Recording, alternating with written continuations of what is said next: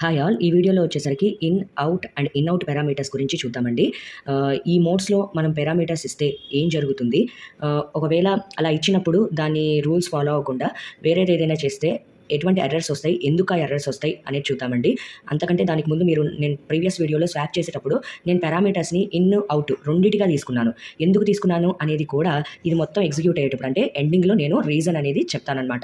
Previous వీడియోలో మీకు చెప్పేసున్నాను కదా! ఎందుకు ఆ పారామీటర్స్‌ని స్వాప్ ప్రోగ్రామ్‌లో ఇన్, ఔట్‌గా రెండిటిగా ఎందుకు తీసుకున్నాను అనేది నేను నెక్స్ట్ వీడియోలో చెప్తానని చెప్పాను కాబట్టి ఈ వీడియోలో అది చెప్తాను. ఫస్ట్ అయితే ఇన్, ఔట్ వీటి గురించి పూర్తిగా విడివిడిగా తెలుసుకుందామండి. ఏదైనా ఒక పారామీటర్‌కి అంతకంటే ముందు పారామీటర్స్ అంటే ఐడియా ఉందా అండి? పారామీటర్స్ అంటే మనము ప్రొసీజర్ రాసేటప్పుడు ఆర్ ఫంక్షన్ రాసేటప్పుడు మనం ఏ అయితే వేరియబుల్స్‌ని ఇక్కడ డిక్లేర్ చేస్తామో అంటే ప్రొసీజర్ యొక్క స్కీమాలో గాని స్కీమా ఆర్ హెడర్ అంటారండి. ప్రొసీజర్ యొక్క హెడర్‌లో మనము ఏ అయితే వేరియబుల్స్ డిక్లేర్ చేస్తామో వాటిని పారామీటర్స్ అంటామండి.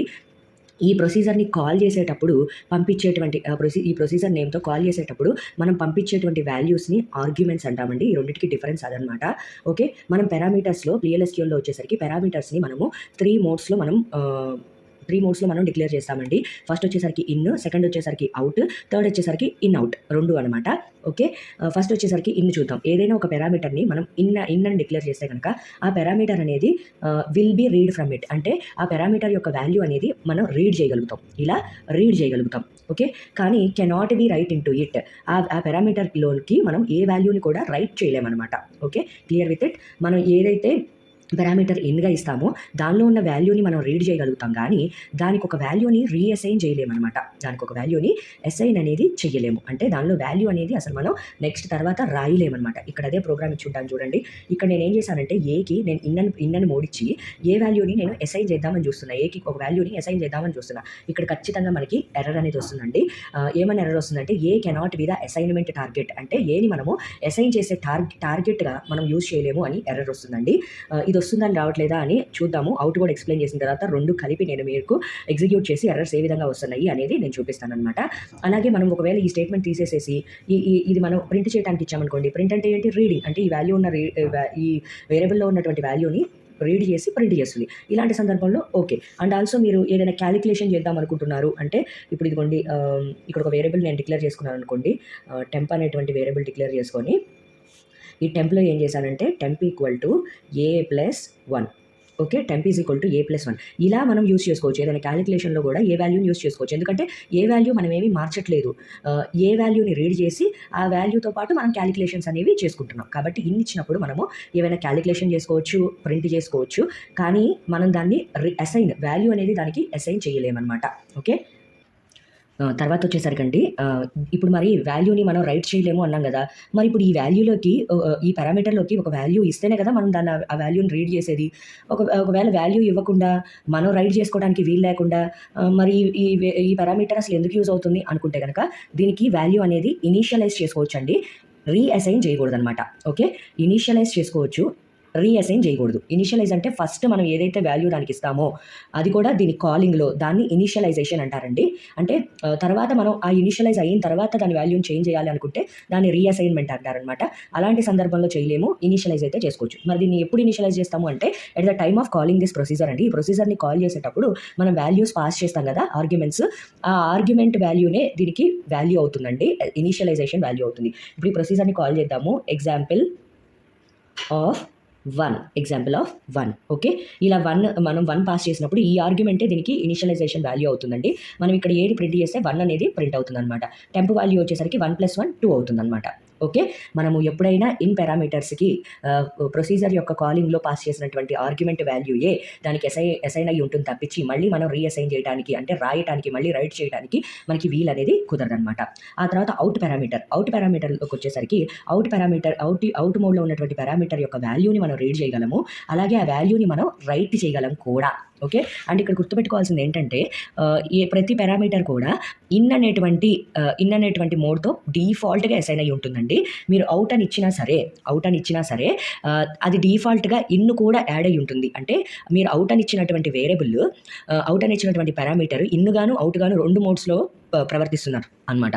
ఇప్పుడు మనకి అవుట్ అనేటువంటి పారామీటర్ రైట్ చేయడానికి మాత్రమే పనికొస్తుంది, రీడ్ చేయడానికి పనికిరాదు అంటే గనక అని అనుకుంటే గనక మనకి ఆ వాల్యూని రీడ్ చేయడానికి కూడా మనకి పాసిబిలిటీ అనేది ఇస్తుంది కాబట్టి మాత్రమే మనము అవుట్ అని రాస్తే గనక ఆ పారామీటర్ ఇన్ గాను అవుట్ గాను రెండిటిగాను పనిచేస్తుంది అని మనం తెలుసుకోవచ్చు అనమాట. ఓకే. ఇప్పుడు ఇదిగోండి ఇక్కడ నేను ఏ అనేటువంటి వాల్యూని అవుట్‌గా పారామీటర్‌ని అవుట్‌గా డిక్లేర్ చేశాను. ఇక్కడొచ్చేసరికి నేను ఆ వాల్యూకి ఆ పారామీటర్‌కి ఇంకొక వాల్యూ అసైన్ చేద్దామని చూసాను. ఇక్కడ మనకి ఎటువంటి ఎర్రర్ రాదు. అసైన్ అయిపోతుంది. అలాగే దాన్ని ప్రింట్ చేద్దామనుకుంటున్నాను. అంటే రీడ్ చేద్దామనుకుంటున్నాను. రీడింగ్‌కి కూడా ఇది పాసిబిలిటీ ఉంది కాబట్టి ఆ వాల్యూ అనేది రీడ్ అయ్యి మనకి ప్రింట్ అవ్వటం జరుగుతుంది. కాలింగ్ సమయంలో ఎలా కాల్ చేయాలి? ఎగ్జాంపుల్ ఆఫ్ 1 అని నేను కాల్ చేశాననుకోండి. ఈ వాల్యూ అంటే ఆర్గ్యుమెంట్‌లో పాస్ చేసిన వాల్యూనే ఇక్కడ ఇనిషియలైజ్ అవుతుంది ఏ వాల్యూలో. మనం దాన్ని తర్వాత 4గా చేంజ్ చేశాం కాబట్టి 4గా చేంజ్ అయ్యి 4 అనేటువంటి వాల్యూ అనేది మనకి అవుట్‌పుట్‌గా వస్తుందనమాట.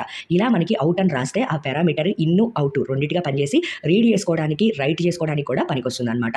ఒకవేళ మీరు ఎక్స్‌ప్లిసిట్‌గా ఇన్, అవుట్ రెండిటి అంటే ఒక పారామీటర్‌కి ఇన్, అవుట్ 2 రాశారనుకోండి. ఇన్, అవుట్ 2 రాశారనుకోండి. అది ఇన్, అవుట్‌గానే పనిచేస్తుందనమాట. ఓకే.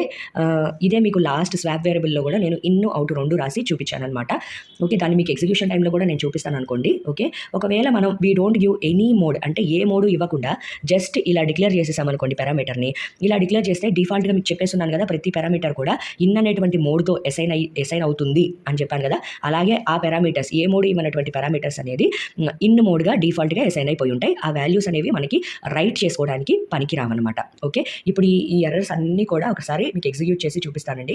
అలాగే స్వాప్ ప్రోగ్రామ్‌లో ఇన్, అవుట్ 2 ఎందుకు తీసుకున్నాను అనేది కూడా మీకు చెప్తాననమాట. చూడండి నేనిక్కడ ప్రోగ్రామ్ రాసుకున్నాను. ఈ ప్రోగ్రామ్‌లో వచ్చేసరికి ఫస్ట్ ఏబీ వాల్యూస్ డిక్లేర్ చేశాను. ఆ తర్వాత రిజల్ట్ అనేటువంటి వేరియబుల్ కూడా డిక్లేర్ చేశాను. ఆ తర్వాత ప్రొసీజర్ రాశాను. ఈ ప్రొసీజర్‌లో 1 అనేటువంటి వాల్యూ ఇన్ గాను, 2 అనేటువంటి వాల్యూ ఇన్ గాను అండ్ రిజల్ట్ అనేటువంటి వాల్యూ అవుట్ గాను డిక్లేర్ చేశాను పారామీటర్స్. అలాగే ఇందులో ప్రొసీజర్ లోపలికొచ్చేస్తే గనక రిజల్ట్‌కి ఏం చేశానంటే, అంటే ఈ వేరియబుల్‌కి ఏం చేశానంటే, ఈ పారామీటర్‌కి అవుట్ పారామీటర్‌కి ఏం అసైన్ చేశాను, రైట్ చేశాను అంటే ఈ 2 వాల్యూస్‌ని ఎడిషన్ చేసి దాన్ని ఈ రిజల్ట్‌కి అసైన్ చేయమని చెప్పాను. అవుట్ అనేటువంటి పారామీటర్ అసైన్మెంట్‌కి రెడీగా ఉంటుంది. అంటే రైట్ చేయటానికి రెడీగా ఉంటుంది కాబట్టి మనకిక్కడ ఎటువంటి ప్రాబ్లమ్ రాదు. మనకి రిజల్ట్ అనేది అసైన్ అయిపోతుంది. అలా ఈ ప్రొసీజర్‌ని ఎండ్ చేశాను. తర్వాత నార్మల్ ప్రోగ్రామ్ బిగిన్ అయిందనమాట. నార్మల్ ప్రోగ్రామ్‌లో ఏం చేశానంటే ఏ అనేటువంటి వాల్యూకి 1 అసైన్ చేశాను. బి అనేటువంటి వాల్యూకి 2 అసైన్ చేశాను. నేను ఇప్పుడు ఈ ప్రొసీజర్‌ని కాల్ చేస్తున్నాను. ఏ వాల్యూ అంటే ఇక్కడ ఏ వాల్యూ పాస్ చేయాలండి. ఏ, బి వాల్యూస్ పాస్ చేశాను. అలాగే రిజల్ట్ అనేటువంటి ఈ వేరియబుల్ ఒకటి డిక్లేర్ చేశాం కదా! ఆ వేరియబుల్‌ని కూడా పాస్ చేశాననమాట. ఇక్కడ ఈ పారామీటర్ అవుట్‌గా ఇచ్చాం కాబట్టి ఈ పారామీటర్‌లో ఉన్నటువంటి వాల్యూ అనేది ఈ రిజల్ట్ అనేటువంటి వేరియబుల్‌లోకి డైరెక్ట్‌గా అసైన్ అయిపోతుందండి. కాలింగ్‌లో ఎప్పుడు కూడా అవుట్ యొక్క ఆహ్, పద్ధతే అది అనమాట. దాని సిగ్నిఫికెన్సే అది. దాని బ్యూటీయే అదనమాట. మనం అవుట్ అని పెడితే గనక ఆ వాల్యూకి ఏదైతే అసైన్ అవుతుందో by the end of this procedure A value అయితే అసైన్ అయ్యి ఉంటుందో ఆ వాల్యూ అనేది ఈ కాలింగ్‌లో మనకి ఇక్కడ మనం పాస్ చేసినటువంటి వేరియబుల్‌కి అసైన్ అయిపోతుందండి డైరెక్ట్‌గా. ఈ వేరియబుల్‌ని గనక మనం ప్రింట్ చేస్తే ఏదైతే మనం ఈ అవుట్ పారామీటర్‌కి లాస్ట్‌గా అసైన్ అయ్యి ఉంటుందో వాల్యూ, ఆ వాల్యూ అనేది ప్రింట్ అయిపోతుందనమాట. ఎందుకంటే ప్రొసీజర్స్ మీకు చెప్పాను. ప్రొసీజర్స్‌కి రిటర్న్ స్టేట్మెంట్ అనేది ఉండదు. ఫంక్షన్స్‌కి రిటర్న్ స్టేట్మెంట్ అనేది ఉంటుంది. కాబట్టి ఇందులో కూడా మరి వాల్యూస్‌ని రిటర్న్ చేయాలంటే ఒక ప్రాసెస్ ఉండాలి గదా! ఆ ప్రాసెస్సే అవుట్ వేరియబుల్స్ ప్రాసెస్ అనమాట. ఓకే. ఈ విధంగా మనము ప్రొసీజర్ దగ్గర నుంచి వాల్యూస్ అనేవి రిటర్న్ చేసుకోగలుగుతాం. ఇప్పుడు దీన్ని మీకు నేను ఎగ్జిక్యూట్ చేసి చూపిస్తానండి. ఇక్కడ మనం 1+2 చేస్తే 3 రావాలి గదా! అలా వస్తుందో రాలేదో ఒకసారి రన్ చేసి చూద్దాము. చూడండి 3 అనేటువంటి వాల్యూ అనేది మనకిక్కడ రిజల్ట్‌లో ప్రింట్ అయిపోయిందనమాట. ఇప్పుడు వాడి దగ్గర ఎర్రర్స్ వస్తున్నాయా రాలేదా అంటే ఇన్ పారామీటర్స్ ఏవైతే ఉన్నాయో వాటికి వాల్యూస్ అనేవి మనం రీఅసైన్ చేస్తే మనకి ఎర్రర్ అనేది వస్తుందా రావట్లేదా అనేది చూద్దామండి. ఇక్కడ నేను ఒక 77 తీసుకున్నాను 1 వాల్యూకి. రన్ చేద్దాము. చూడండి ఒక ఎర్రర్ వచ్చింది. 1 cannot be used as an assignment target. 1ని అసైన్మెంట్ టార్గెట్గా యూజ్ చేయలేము. మరి 2ని యూజ్ చేస్తామా? చేయొచ్చు. ఓకే. ఛీ! 2ని కూడా చేయలేము. రిజల్ట్‌ని మాత్రమే చేయగలం అనమాట. రీఅసైన్ అనేది. ఇక్కడ మళ్ళీ చూడండి 2 cannot be the assignment target. Okay. అలా మనం ఇన్నిచ్చినటువంటి పారామీటర్స్‌ని రైట్ చేయటానికి ట్రై చేయలేం. ఇక్కడ వచ్చేసరికి రిజల్ట్ అనే దాన్ని మనం రీడ్ చేయటానికి పనికొస్తుంది. ఇలా రీఅసైన్ చేయటానికి కూడా పనికొస్తుందనమాట. ఇక్కడ 1, 2 వాల్యూస్ మనకి రీడ్ చేయటానికి క్యాలిక్యులేషన్‌లో పనికొచ్చినయి చూసారు కదా! ఇప్పుడొచ్చేసరికి స్వాప్ చూసాం కదా మనము ప్రీవియస్ వీడియోలో. ఆ స్వాప్‌లో ఇన్, అవుట్ అనేది ఎందుకు వాడాము, అక్కడ ఏ విధంగా ఇన్, అవుట్ అనేది మనకి పనికొచ్చింది అనేది చూద్దామండి ఇప్పుడు. ఇక్కడ చూడండి, నిన్న రాసిన స్వాప్ ప్రొసీజరే మళ్ళీ రాశాననమాట. ఓకే. ఇందులో వచ్చేసరికి నేను ఫస్ట్ వాల్యూని ఇన్, అవుట్‌గా, సెకండ్ వాల్యూని కూడా ఇన్, అవుట్‌గా తీసుకున్నాను. ఎందుకు తీసుకున్నాను అంటే, మనం స్వాపింగ్ ప్రొసీజర్‌లో ఏం చేస్తామంటే మనకిచ్చినటువంటి 2 నెంబర్స్‌ని స్వాప్ చేయాలి కాబట్టి, ఆ 2 నెంబర్స్‌ని అటు ఇటుగా మనం అసైన్ చేస్తూ ఉంటాం అనమాట. అంటే ఒకదానికి ఇంకొకటి రావాలి, ఇంకొక దానికి ఇంకొక వాల్యూ రావాలి. అంటే 1కి 2 వాల్యూ రావాలి, 2కి 1 వాల్యూ రావాలి. అంటే ఖచ్చితంగా అక్కడ మనకి రైటింగ్ అనేది జరగాలి, అసైనింగ్ అనేది జరగాలి. ఆ ప్రోగ్రామ్ యొక్క లాజిక్‌లోనే మనకి ఒక్కొక్క పారామీటర్‌కి ఇంకొక వాల్యూ అనేది వచ్చి అసైన్ అయిపోవాలన్నమాట. కాబట్టి అసైన్ అయిపోవాలి కాబట్టే మనం దాన్ని అవుట్ పారామీటర్‌గా ఖచ్చితంగా తీసుకోవాల్సి ఉంటుంది. ఎందుకంటే లాజిక్ అలా రాయలేమనమాట. ఒకవేళ మనం డైరెక్ట్ ఇన్ ఒక్కటే తీసుకున్నామనుకోండి, ఇన్ ఒక్కటే తీసుకుంటే ఒకదానిలోకి ఇంకొక వాల్యూ, ఇంకో దానిలోకి ముందు వాల్యూ అనేది అసైన్ చెయ్యలేం కాబట్టి మనము ఓన్లీ ఇన్ మోడ్‌లో ఉన్నటువంటి పారామీటర్ తీసుకోలేము. ఇన్, అవుట్ కానీ తీసుకోవచ్చు అనమాట. ఓకే. నేను ఇక్కడ రాసున్నాను చూడండి ప్రోగ్రామ్ అదే. Before swap, after swap, result చూడండి. ఇక్కడ ఏంటిది, must add identifier line number 16. Okay. ఇక్కడ నేను ఇందాకే యాడ్ రాశాను. ఇప్పుడు స్వాపింగ్ అని చేంజ్ చేశాను కదా ప్రొసీజర్ నేమ్, దాన్ని కాలింగ్ అట్లాంటి ఐడెంటిఫైయర్ లేదు, యాడ్ అయినటువంటి ఐడెంటిఫైయర్ లేదు అని చెప్తుంది. చూడండి, ఇట్లా స్పెల్లింగ్ మిస్టేక్స్ అనేది ఇట్లా వస్తూ ఉంటాయన్నమాట. అయినా ఎర్రర్స్ మంచివే, మరొక మంచిదిలాగా ఎర్రర్స్ కూడా మంచివే అనమాట. ఎర్రర్స్ ఎన్ని ఉంటే అంత మనం నేర్చుకుంటాము. చూడండి, బిఫోర్ స్వాప్ 1, 2గా ఉంది, ఆఫ్టర్ స్వాప్ 2, 1గా ఉంది.